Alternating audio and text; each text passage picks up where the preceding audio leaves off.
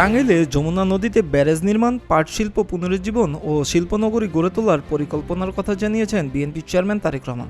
শনিবার বিকেলে চরজানা বাইপাস এলাকায় উত্তরাঞ্চল সফরের শেষ নির্বাচনী সমাবেশে তিনি এসব কথা বলেন।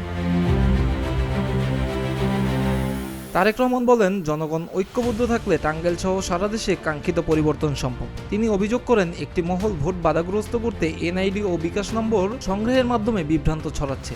এ বিষয়ে সবাইকে সতর্ক থাকার আহ্বান জানান তিনি।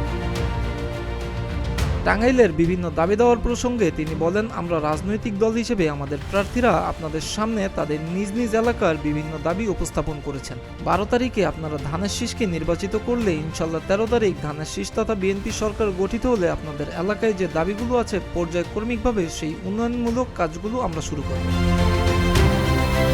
তিনি আরো বলেন, এই টাঙ্গাইল অঞ্চল একটি অত্যন্ত ঐতিহ্যবাহী অঞ্চল। এই টাঙ্গাইলের শাড়ি আছে, বিভিন্ন রং ডিজাইনের শাড়ি আছে। এই শাড়িকে আমরা যদি চেষ্টা করি পরিকল্পিতভাবে আমরা উদ্যোগ গ্রহণ করি, বাংলাদেশের গার্মেন্টসের জামা কাপড় যেরকম বিদেশে পাওয়া যায়, এই শাড়িকেও আমরা একইভাবে বিদেশে রপ্তানি করতে পারি। সমাবেশে টাঙ্গাইলের 8টি আসনের বিএনপি প্রার্থীদের জন্য ভোট চান দলীয় প্রধান। পাশাপাশি টাঙ্গাইলের শাড়ি, টুপি ও শিল্পখাতকে পরিকল্পিতভাবে আন্তর্জাতিক বাজারে নেওয়ার আশা ব্যক্ত করেন তিনি।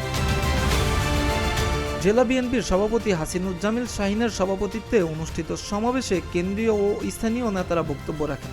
সমাবেশ শেষে সন্ধ্যায় ঢাকার উদ্দেশ্যে রওনা হন তারেক রহমান। মিরাজ হোসাইন, প্রতিদিনের বাংলাদেশ।